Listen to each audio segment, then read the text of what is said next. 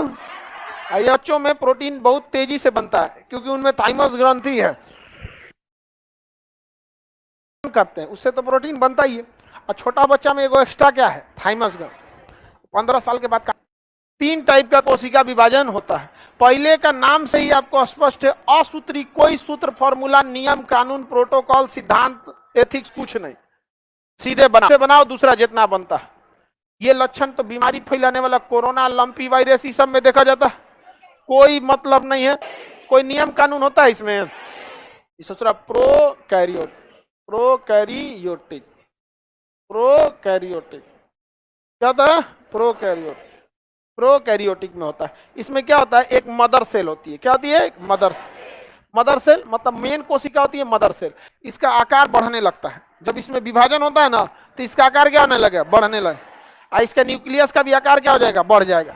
और एक समय आने के बाद बीच से पतला हो जाएगा और न्यूक्लियस 2 भाग में बट जाएगा। और 2 भाग में बटने के बाद ये कोशिका अपने से टूट जाएगी। एक ये कोशिका, एक ये दूसरी कोशिका। बीच में क्या रहेगा, न्यूक्लियस। बीच में क्या रहेगा, न्यूक्लियस। समझ में कि नहीं। सबसे सिंपल तरीके से कौन सा विभाजन, असूत्री। एक मदर सेल का साइज बढ़ता है, बीच से धीरे धीरे पतला होकर अलग होते होते त्रि विभाजन। किसी को कोई दिक्कत नहीं ना। असूत्री विभाजन हम लोगों में होता है या प्रोकैरियोटिक, किसमें होता है, प्रोकैरियोटिक में होता है, हम लोग में नहीं होता है। आगे बढ़ जाए ना, बैक्टीरिया, वायरस, ये सब जो कोरोना वगैरह, इसमें असूत्री विभाजन। कौन सा विभाजन, असूत्री। हम लोग में किसी प्रकार का असूत्री विभाजन नहीं होता। हम लोग में होता है समसूत्री और अर्धसूत्री। हम लोग में समसूत्री और अर्धसूत्री। समसूत्री विभाजन उसे सम मतलब होता है बराबर, सूत्र मतलब एक तरह का फॉर्मूला। अगर हमारी कोशिका में यहाँ कहीं कट गया, चोट लग गया, यहाँ से 50 कोशिका मर गई, तो बगल की कोशिका 50 कोशिका ही बनाएगी, इससे ज्यादा नहीं। जबकि कोरोना में देखिए, एगो घुसेगा शरीर में, पूरा फेफड़ा अपना एरिया कब्जा कर लिया, पूरा फेफड़ा को अपना एरिया। कहीं कट जाता है तो समसूत्री विभाजन। कौन सा विभाजन, समसूत्री। हड्डी टूट गया तो समसूत्री। कपार फूट गया, जरूरी है हमारे में। ज्यादा हो गया तो मतलब थोड़ा बहुत ज्यादा होगा चलेगा, एडजस्टेबल रहेगा। तो एकदम जरूरत से ज्यादा हो जाएगा तो कैंसर हो जाएगा। जैसे हम लोग में 10,000 WBC होना चाहिए, एवरेज 10 से 12,000 WBC होना चाहिए। 1 लाख हो गया तो खत्म कहानी। हमरे में 17,000 है टॉलरेंस पूरे शरीर में समसूत्री। तो हम लोग, ये तो पहले बात, तो हम लोग में तो ये अर्धसूत्री, असूत्री होता ही, नमवे असूत्री, कोई सूत्र फॉर्मूला नहीं है। बीमारी फैलाने वालों में इन संशोधन को नहीं छोड़िएगा, पूरा पृथ्वी छाप जाएगा सब। समसूत्री होगा तो दिक्कत हो जाएगा। जानते का, जनन के समय देखिए मानव में कितने क्रोमोसोम, 46 संख्या में पूछ रहे हैं, 46। फीमेल में भी 46, फीमेल में भी 46 ही होता है जी, मेल में भी 46। अगर हिया समसूत्री विभाजन हो जाए तो लाखवा में 46 दूनी 92 हो जाए। कितना हो जाएगा, 92 हो जाएगा ना। लड़कवा जन पैदा होगा में कितना हो जाएगा, 92। उससे डायनासोर हो जाएगा ये। हम आपको बताएं, फीमेल में से बराबर आएगा 46 और मेल में से आएगा 46। 46 चिल्लाए 92 हो जाएगा। उससे आग फेंकेगा यहाँ पे, स्पाइडरमैन बन जाएगा यहाँ पे। इन्हें से 2 हाथ, इधर से 2 हाथ, तो ये तो खतरनाक हो जाएगा, पृथ्वी पलट जाएगी। तब यहाँ जरूरत है अर्धसूत्र। मतलब फीमेल में 46 में से कितना, 23, मेल के 46 में से 23, तब यहाँ आके बनेगा 46। तो बताइए, जनन के समय अर्धसूत्री और टूट फूट एक्सीडेंट में कौन एक मुक्का धो दिया, मुंह पे भचक गया एकदम में से, तो वापस उसको रिकवर करने के लिए समसूत्री। समझा क्या। इसी में असूत्री, प्रोकैरियोटिक में इसमें सबसे तेजी से अगर कोई होता है तो असूत्री, और सबसे धीमा होता है तो अर्धसूत्री। पहली बात की, सूत्री विभाजन 5 अवस्थाओं में होता है। कितनी अवस्था में, 5 अवस्था में होता है। कितनी अवस्था में, 5 अवस्था में। इंटरफेज, कौन सा, इंटरफेज। कौन अवस्था, इंटरफेज। प्रोफेज, कौन सा, prophase. Interphase, prophase, metaphase, metaphase, anaphase, anaphase, और उसके बाद टेलोफेज, टेलोफेज, टेलोफेज। जितना विभाजन होता है सब पढ़ा दिए। कि कहने के लिए मेटाफेज एटाफेज कुछ नहीं। विभाजन कैसे होगा? तो भाई जब विभाजन करना होगा तो इसका डिसीजन कौन लेता है? न्यूक्लियस। और सहायता करता है सेंट्रोसोम। कोशिका विभाजन में सहायता कौन कर? और सारा डिसीजन किसका होता है? न्यूक्लियस का। कौन सा धागा बनता है? स्प्लिंडर फाइबर। कौन सा फाइबर? स्प्लिंडर फाइबर। वो कोशिका के अंदर के अंगों को दो भागों में बांट देता है। पहले बांधेगा, फिर टाइट करके दो भाग में क्या कर देगा? बांट देगा। एक भाग ऊपर चल जाएगा, एक भाग नीचे। अब बीच से कोशिका पतली होने लगेगी, अब कोशिका का क्या हो जाएगा? विभाजन। वही तो होता है 5 अवस्था में। पहले धागा बनेगा, फिर धागा बांधेगा, फिर उसे अलग करेगा। तो अलग अलग अवस्था नाम दे दिया है। दूसरी बीच में तो मेटा, मिडिल मतलब मेटा। तो 5 गो में से तीसरा तो वैसे ही बीच वाला हो जाएगा। याद कीजिए तो बीच वाला मेटा पे, बीच वाला लास्ट वाला टेलो पे। टेल माने पूंछ होता है, तो लास्ट में ना रहता है। भैंस का पूंछ कैसे एकदम लास्ट में रहेगा। आगे बढ़े मतलब प्रवेश करिएगा, इंटर एंट्री करिएगा।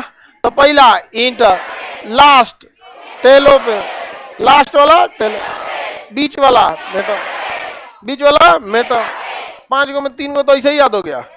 लास्ट मेटा, लास्ट टेलो पे, पहला लास्ट, पहला बीच वाला, पहला दूसरा कौन सा? प्रो पे।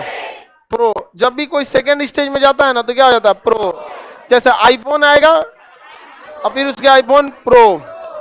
अभी 14 आया है, फिर आएगा 14 प्रो।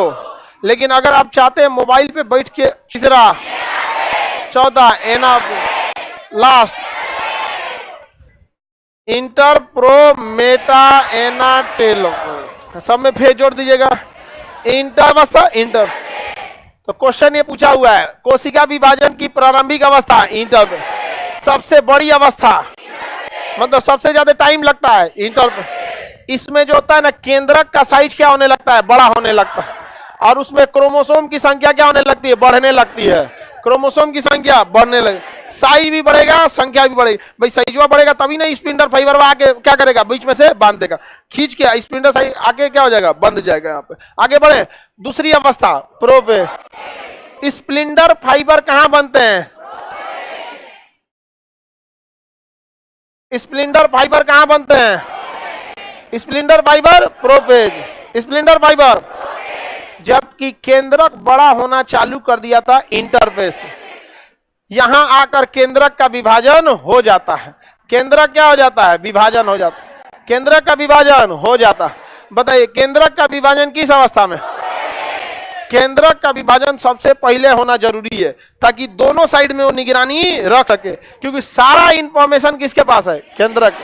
न्यूक्लियस, इसमें स्प्लिंडर फाइबर पूरी तरह से कंप्लीट हो जाते हैं। स्प्लिंडर फाइबर पूर्ण हो जाते हैं। देखिए एक ही बार में स्प्लिंडर फाइबर को भी तो बनने में टाइम लगेगा। मैगी थोड़े खरीद रहेगी, धाए दे आ जाएगा आपका स्प्लिंडर फाइबर। स्प्लिंडर फाइबर जो है उसको भी तो बनने में टाइम लगेगा। स्प्लिंडर फाइबर बनना चालू करता है, अब बन के कंप्लीट हो जाता है। क्वेश्चन पूछेगा किस अवस्था में सभी कोशिका के अंग विभाजन के लिए रेडी हो जाते हैं? मेटाफेज। क्योंकि विभाजन तभी होगा जब उस पे स्प्लिंडर फाइबर लगा रहे। अच्छा ये बताओ, बिना स्प्लिंडर फाइबर नोच देंगे तो अंदर का सारा चीजें बाहर हो जाएगा। की सुविधा के लिए केंद्रक का विभाजन हो जाता है। हाँ, प्रो किसमें हो जाता है? प्रो पेज में हो जाता है। सारे के सारे अंगों में क्या लग गया? स्प्लिंडर फाइबर। अब बस प्रेशर लगा के क्या करना है? खींच दे। दोनों साइड में क्या जा चुका है? न्यूक्लियस। क्योंकि न्यूक्लियस का विभाजन किसमें हो चुका था? Pro page. तो न्यूक्लियस आधा इधर हो गया, आधा इधर हो गया। न्यूक्लियस इनको आदेश देगा कि तुम लोग इधर भागो, इधर का न्यूक्लियस आदेश देगा इधर भागो। अब प्रो फाइबर आधा उधर गया, आधा इधर गया, दो भाग में क्या हो गया? बढ़ गया। बढ़ गया कि नहीं बढ़ गया? दो भाग में बढ़ गया। किधर की ओर चले जाते हैं? ध्रुव की ओर। किधर की ओर? ध्रुव की ओर। ध्रुव मतलब साइड का हिस्सा। इसका ये ध्रुव है, इसका ये ध्रुव। तो कोशिका के अंग ध्रुव की ओर कब चले जाते हैं? ध्रुव की ओर। है ना, सबसे छोटी अवस्था होती है एना पे। सबसे छोटी अवस्था, सबसे छोटी एना पे, सबसे छोटी अवस्था एना पेज में सारे कोशिका के अंग चलेगा। तो फर्स्ट अवस्था विभाजन कंप्लीट, सबसे छोटी अवस्था हाँ, सबसे छोटी अवस्था, सबसे बड़ी अवस्था, पहली अवस्था, लास्ट अवस्था, बीच वाली, सबसे छोटी, सबसे बड़ी, सबसे बड़ी, इंटर, सबसे छोटी, कौन सा? एना, फिर अध्ययन के लिए, अध्ययन के लिए मेटा, अध्ययन के लिए मेटा, याद रहेगा। अध्ययन के लिए कोशिका के अंग बहुत ज्यादा होते हैं, कोशिका के अंदर बहुत सारे अंग होते हैं, उन सारे दो ही होती है, मेल में स्पर्म, फीमेल में ओवम, बाकी पूरी कोशिका जो है वो कायिक कोशिका है। कौन सी कोशिका? कायिक। हमारा शरीर यानी काया बना हुआ है कायिक कोशिका से, यह काया बनी है कायिक कोशिका। हमारा शरीर यानी काया बना हुआ है कायिक कोशिका से, यह काया बनी है कायिक कोशिका से। और जनन कोशिका कितने होते हैं? ये मेल में स्पर्म, फीमेल में ओवम, मेल में स्पर्म, फीमेल में ओवम, दो। भैया ये 46 वो क्या है? क्रोमोसोम है, क्रोमोसोम। ये भी 46 क्या है? क्रोमोसोम। क्रोमोसोम कितने भाग में? दो, एक होता है ऑटोसोम और एक होता है ऑलोसोम। कौन सा? ऑलोसोम, ऑलोसोम। किसी को दिक्कत? आगे बढ़े। इंग्लिश होते हैं ऑटोसोम, क्या होते हैं? ऑटो। और दो होता है ऑलोसोम, 44 और 2 46। फीमेल में भी सेम, 44 तो होता है ऑटोसोम और 2 होता है ओलोसोम, 2 होता है ओलोसोम। किसी को कोई दिक्कत नहीं ना? ये निर्माण करता है शरीर का। किसका निर्माण करता है? शरीर। इसमें भी ये निर्माण करेगा शरीर का। किसका निर्माण करेगा? शरीर का। शरीर का निर्माण करता है। और ये निर्धारण करता है लिंग का। लिंग मतलब लड़का है या लड़की, जेंडर। क्या करता है? Gender decision. जेंडर लिख दे। लिंग मतलब जेंडर ही होता है। आप फॉर्म भरते होंगे तो आप पूछता हो वो दिक्कत चेंजिंग किसके वजह से होता है? ऑलोसोम के वजह। किसके वजह से? ऑलो। अदरवाइज में कोई दिक्कत नहीं आएगा। शुगर में जो दवा फीमेल का वही मेल का, कोई चेंजिंग नहीं होता है। समझ में आ गया कि नहीं आ गया? तो 99% सारी चीजें क्या रहती है? सेम।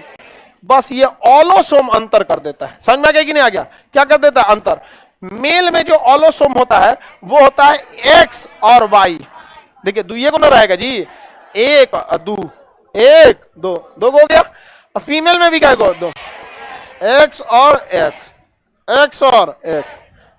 अरे दुइये को ना है। और 44 को क्या नाम लिखेंगे हम? Alpha, sigma, gamma. और 44 को क्या नाम लिखेंगे हम? Alpha, sigma, gamma, delta. इस सब का नाम लिखेंगे 44 को। जब सेम है तो 44 को लिखेंगे क्या है? कोई फायदा है? कोई फायदा नहीं है। तो फीमेल में कौन सा होता है? एक्स और है। तो बताइए तो क्रोमोसोम एक्स वाई होता है कि ऑलोसोम? ऑलोसोम। ऑलोसोम क्रोमोसोम का हिस्सा, ऑलोसोम होता है। ऑटोसोम तो दोनों का क्या रहता है? सेम। फीमेल में क्या रहता है? एक्स और एक्स, और मेल में एक्स और वाई। समझ में आ गया कि नहीं? यही रीजन है कि अगर कोई पुरुष को बीमारी फैली हुई है तो कम चांसेस रहती है कि वो अगली पीढ़ी में जाएगा। जैसे देखिए दोनों में यहां दोनों बराबर है। अगर कोई ऐसी बीमारी आई जो एक्स क्रोमोसोम को इफेक्ट डाल रही है, किसे डाल रही है? अभी उस पर मत जाइए वरना कंफ्यूज हो जाएगा, अभी यहीं रहने दीजिए। 22 और यहां से भी हटाइए, यहां से भी कितना आएगा? 22। कितना बन गया? तो लड़कवा में भी ऑटोसोम 44। अब बताइए इसमें से कितना आएगा? एगो। इसमें से कितना आएगा? एक। और इसमें से कितना आएगा? एक। एक प्लस एक, दो। इसमें भी हो गया 2। बताइए कितना हो गया? 46। तो आधा आधा विभाजन हुआ है? नहीं हुआ है जी। इसी को कहते हैं अर्धसूत्री विभाजन, मियोसिस। अंग्रेजी में कुछ बुझा रहा है मियोसिस, हिंदी में तो एकदम सीधे लग रहा है अर्धसूत्री विभाजन। आधा आधा हो गया। क्या हो गया? आधा आधा। ऑटोसोम भी आधा, ऑलोसोम भी आधा। टोटल कितना? आधा आधा करके इसमें कितना से क्या आएगा? एक्स। फीमेल की ओर से एक्स, लेकिन मेल की ओर से अगर एक्स आ गया तो लड़की, एक्स आ गया तो लड़की। क्योंकि 2 को एक्स हो गया तो 2 को एक्स किसका पहचान है? फीमेल का। किसका? फीमेल। अच्छा इधर से तो एक्स ही आएगा किसी भी कीमत पे, और इधर से अगर वाई चला गया तो लड़का, वाई चला गया तो लड़का। और गांव देहात में अगर किसी अच्छा एक बात समझिए ध्यान से, अगर गड़बड़ी से इधर से गया x और उधर से दोनों चल आया तो ये 46 के जगह 47 हो जाएगा, 46 के जगह 47 हो जाएगा। समझ में आ गया कि नहीं? तो उसमें दिक्कत हो जाएगा। ध्यान से देखो भाऊ, यहां आना चाहिए 1 + 1 बन गया 2, पता चला एक इधर से आया और दोनों चल आया। कौन आ गया? दोनों चले। तो ऐसे ट्रांसजेंडर हो जाते हैं। क्या हो जाते हैं? ट्रांसजेंडर। समझ में आ गया कि नहीं आ गया? भारत में सबसे अगर कोई किसी का शुद्ध नहीं लेता है ना तो ट्रांसजेंडर का, तो वो लोग बेचारा बताइए। अर्धसूत्री विभाजन समझ में आ गया? ये केवल और केवल संतान उत्पत्ति अर्थात जनन के समय भाग लेता है, अदरवाइज में नहीं लेता। में % कोशिकाओं में समसूत्री, केवल जनन कोशिकाओं में अर्धसूत्री। और अर्धसूत्री में 4 बार विभाजन। देखिए, एक यहां से, एक यहां से, 2 3 4, तो कितने डॉटर सेल? 4। और समसूत्री में 2, बस 2 भाग में बढ़ गया था, नहीं बढ़ गया था 2 भाग। इसको ध्यान से देखिए, 4, एगो 22 उधर से, एगो 22 इधर से, एगो 1 उधर से, एगो 1 इधर से। ये तो हम आपको समझाने के लिए ना 2 बार में बांट दिए हैं। सूत्री में डॉटर सेल 2 बराबर बराबर रहेगा, और इसमें 4 कितना हो जाता है? 4। 4 नहीं दिख रहा है? 4 दिख होती है, मतलब समझते हो? तो अगर ऑटोसोम में प्रॉब्लम आया तो शरीर में अपंगता आएगी, शरीर में अपंग, इसे कहेंगे सिंड्रोम। देखते हैं किसी का ऊपर का होठवा कटा रहेगा, देखते हैं पटाऊ सिंड्रोम, ऊपर का होठवा इसे क्या रहेगा? कटा रहेगा, कटा हुआ रहेगा। तो उसका भैया पूरा 46 आएगा। तब मान के चलिए कोई ठेकेदार बोला कि घर के ढलैया में 40 बोरा सीमेंट लगने वाली कोई भी विकृति को किसकी वजह से होती है? और जेंडर चेंज हो जाता है, ऑटोसोम। जो ट्रांसजेंडर होते हैं, ट्रांसजेंडर, क्या उनका ऑटोसोम में प्रॉब्लम होता है? नहीं, उनमें किसमें? ऑलोसोम। अच्छा, इसमें भी देखिएगा, ये 2 के जगह क्या हो जाता है? 3। 2 की जगह क्या हो जाएगा? 3। अगर ये 2 आए और ये आए तो 2 गो और X और 1 Y हो जाएगा। समझ में आ गया कि नहीं आ गया? समझ आ रहा है कि नहीं आ रहा? तो वो भी क्या कहलाएगा? ट्रांसजेंडर। हो सकता है कि इधर से X आए और दोनों X चला तो ट्रिपल 3 गो X हो जाएगा। अगर मान के चलिए इधर से Y आए और इधर से आ जाए, तो ट्रांसजेंडर में भी आप देखिएगा कई कैटेगरी के ट्रांसजेंडर होते हैं लोग। तो जनन के समय होता है अर्धसूत्री, हाथ पैर टूट जाना, कट फूट जाना, कायिक कोशिकाओं में 99% होता है समसूत्री। ये हम लोग में होता ही नहीं है, बैक्टीरिया वायरस में होता है। कंप्लीट बता दिए थे। अर्धसूत्री विभाजन केवल और केवल जनन के समय होता है। ये कहाँ देखने को मिलेगा? ये मिलेगा स्पर्म यानी शुक्राणु में, शुक्राणु, और दूसरा होगा ओवम में। बीमारी होती है जो जेनेटिकली मतलब क्रोमोजोम की वजह से होती है। अगर क्रोमोजोम 46 से कम हो जाएगा, लेस देन 46 से कम हो जाएगा, या मोर देन 46 हो जाएगा, मोर देन 46 से, तो इसी बीमारी को हम सिंड्रोम कहते हैं। इसी बीमारी को क्या कहते हैं? सिंड्रोम। मानव में क्रोमोजोमों में होने वाले अनियमितता अर्थात परिवर्तन मींस बढ़ जाना या घट जाने वाले बीमारी को हम सिंड्रोम कहते हैं। क्रोमोजोम में होने वाले अनियमितता को हम सिंड्रोम कहते हैं। महिलाओं में पाया जाएगा टर्नर सिंड्रोम। इसमें क्रोमोजोम की संख्या कितनी हो जाएगी? 45। क्रोमोजोम की संख्या कितनी हो जाएगी? 45 हो जाएगी। महिलाओं में टर्नर सिंड्रोम पाया जाएगा, क्रोमोजोम की संख्या 45 हो जाती है। किसी को कोई दिक्कत नहीं ना? क्रोमोजोम की संख्या को मिलता है। उनकी आकृति थोड़ी छोटी हो जाती है, बाजपन होता है, महिलाएं जनन नहीं कर सकती हैं। तो ऐसी कई महिलाओं को देखते होंगे जिनके बाल बच्चे नहीं हैं।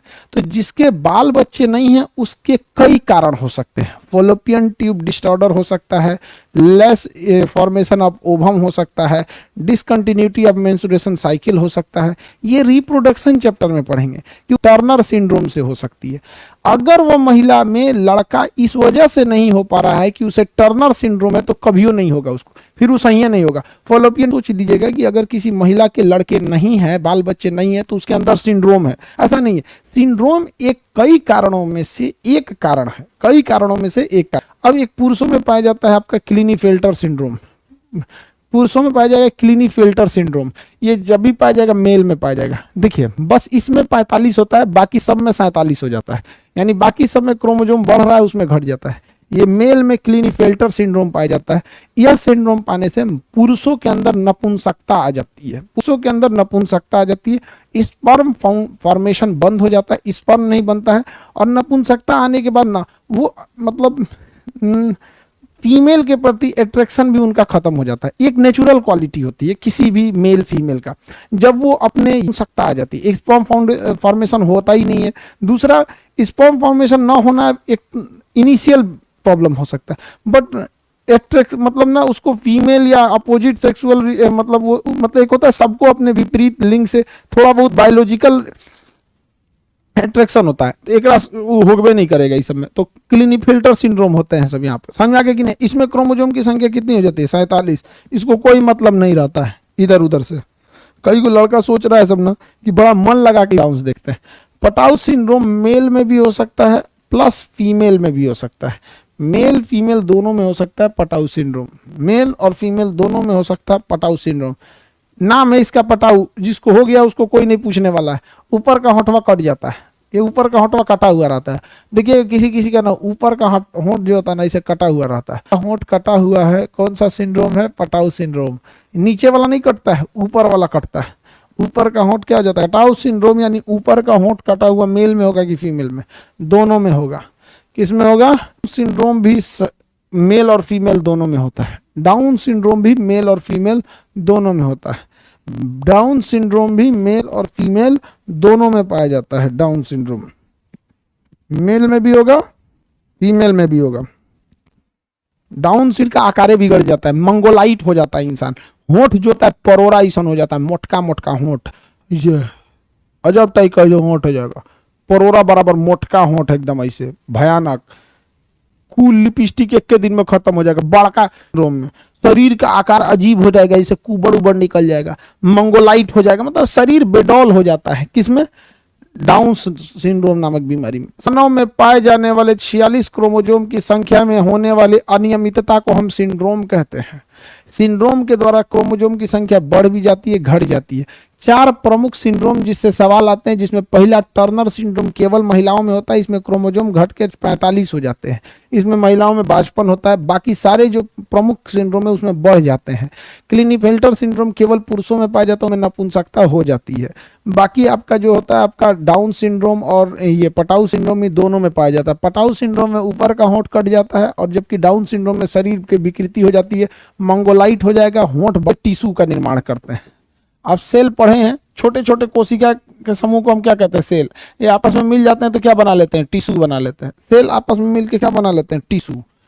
अंग यानी ऑर्गन बना लेते हैं, और ऑर्गन मिलके पूरा का पूरा शरीर बना लेता है। क्या बना लेता है? शरीर बना लेता है। समझ में आ गया कि नहीं? सेम जैसे देखिए, आप ईंट ले लीजिए, ईंटा को जोड़िएगा तो क्या बन जाएगा? तो पढ़ लेंगे, अंग पढ़ने के बाद पूरी शरीर खत्म हो जाएगी। समझ में आ गया कि नहीं आएगा? टिश्यू देखते हैं, टिश्यू, कोशिका, टिश्यू। कोशिकाओं के समूह को क्या कहते हैं? उत्तक कहते हैं। छोटी छोटी कोशिकाएं मिलकर उत्तक बनाती हैं, उत्तक जमा होकर क्या बना लेते हैं? बहु अंग बना लेते हैं। उत्तक यानी कोशिका का अध्ययन हिस्टोलॉजी कहलाता है। ये कई बार क्वेश्चन पूछा हुआ है, हिस्टोलॉजी। हिस्टोलॉजी, कोशिका का समूह क्या कहलाएगा? हिस्टोलॉजी। कोशिका का समूह हिस्टोलॉजी कहलाता है। कोशिका का समूह क्या कहलाएगा? हिस्टोलॉजी कहलाता है। आगे बढ़े, कोशिका कई टाइप की होती है, ये सॉरी, उत्तक का अध्ययन हिस्टोलॉजी कहलाता है। कोशिकाओं के समूह को हम उत्तक कहते हैं। उत्तक जो होता है वो 4 टाइप का होता है। एक होता है मस्कुलर उत्तक, मस्कुलर, मस्कुलर मतलब पेशीय उत्तक, पेशीय उत्तक, मस्कुलर उत्तक, ये 4 टाइप के होते हैं। दूसरा होता है न्यूरॉन उत्तक, न्यूरॉन का अध्ययन हिस्टोलॉजी कहलाता है। कोशिकाओं के समूह को हम उत्तक कहते हैं, उत्तक का अध्ययन हिस्टोलॉजी कहलाता है। उत्तक 4 प्रकार का होता है। मस्कुलर उत्तक, इसका क्या बना होता है? मांसपेशियां बनी होती हैं। क्या बनी होती हैं? मांसपेशी बनी होती है। मांस मसल्स है हमारे शरीर में, 6 3 9 मसल है, 6 3 9 मसल है, 639, 6 3 9 मसल्स है हमारे शरीर में। समझ में आ गया कि नहीं आ गया? हमारा उत्तक, तंत्रिका उत्तक, इसका क्या बना होता है? ब्रेन।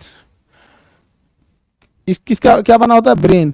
किसी किसी लोग के पास नहीं होता है दिमाग, लेकिन ऐसा नहीं है, पढ़ाई सबको जरूरी है। चलिए ध्यान से इधर समझिए, यहाँ पर कोशिश करने से सब कुछ पॉसिबल। बस ये बना होता है तंत्रिका उत्तक से। अभी पूरा का पूरा चैप्टर टिंग टिश्यू, हमारे शरीर को आपस में कनेक्ट करने का काम कौन करता है? कनेक्टिंग टिश्यू करता है, संयोजी ऊतक का होता है। कौन करता है? संयोजी ऊतक करता है शरीर को कनेक्ट करने का काम। तो कनेक्ट कौन करता है? हमारे शरीर में ब्लड करता है शरीर को कनेक्ट। ब्लड के अंदर एक और चीज मिला होता है जो बीमारी से लड़ता है, लिम्फ मिला होता है। क्या मिला होता है? लिम्फ। ब्लड के अंदर येलो कलर का लिम्फ मिला होता है, पूरे शरीर को यही जोड़ता है। तो ब्लड भी एक संयोजी यानी कनेक्टिंग टिश्यू है, उसके साथ घूम रहा है लिम्फ, वो भी शरीर को जोड़ के रखा है, वो भी एक प्रकार का कनेक्टिंग टिश्यू होता है। साथ में आपका देखेंगे बोन यानी हड्डी, हड्डी एक कनेक्टिंग टिश्यू है, पूरी शरीर को कनेक्ट करके रखा है। जहां हड्डियां आपस में जुड़ती हैं वहां पर मुलायम हड्डी का देना जरूरी है, नहीं तो हड्डियां खट खट खट करके टूट जाएंगी। जब आप चिकन मटन खरीद के लाते हैं तो हड्डियों का खाने के बाद हड्डियों के कोना वाले भाग पे सॉफ्ट हड्डी होती है, सॉफ्ट हड्डी को हम लोग कार्टिलेज कहते हैं। सॉफ्ट हड्डी को क्या कहते हैं? कार्टिलेज कहते हैं। तो ब्लड के साथ मिला होता है लिम्फ, हड्डी के साथ मिली होती है कार्टिलेज। कान में ये कार्टिलेज ही है, हड्डी नहीं है। कान में ये क्या है? कार्टिलेज है। नाक के ऊपरी वाले भाग में कार्टिलेज है, हड्डी नहीं है। तो मुलायम वाले भाग में क्या होता है? कार्टिलेज ही पाए जाते हैं। आप लोगों को समझ में आ गया? ऊतक, एडिपोज ऊतक यानी उपकला ऊतक। एडिपोज ऊतक यानी उपकला ऊतक को हम लोग वसा का निर्माण करते हैं, इसे इपिथेलियल ऊतक भी कहते हैं। यह वसा यानी फैट बनाता है, वसा यानी फैट बनाता है।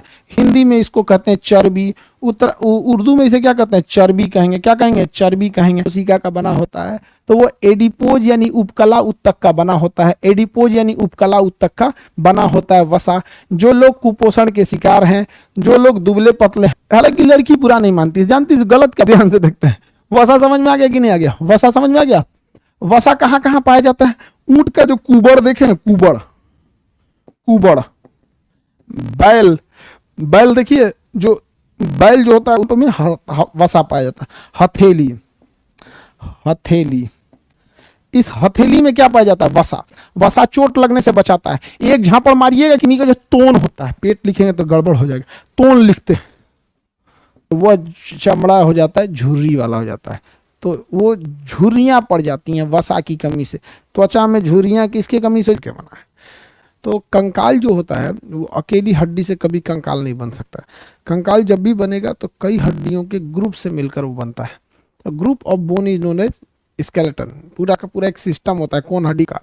एक्सो स्केलेटन बाह्य कंकाल, और एक होता है आंतरिक कंकाल। हम लोग जो है वो उल्टा होते हैं। हम लोग का अंग, आधा अंग हड्डी के अंदर, आधा अंग हड्डी के बाहर।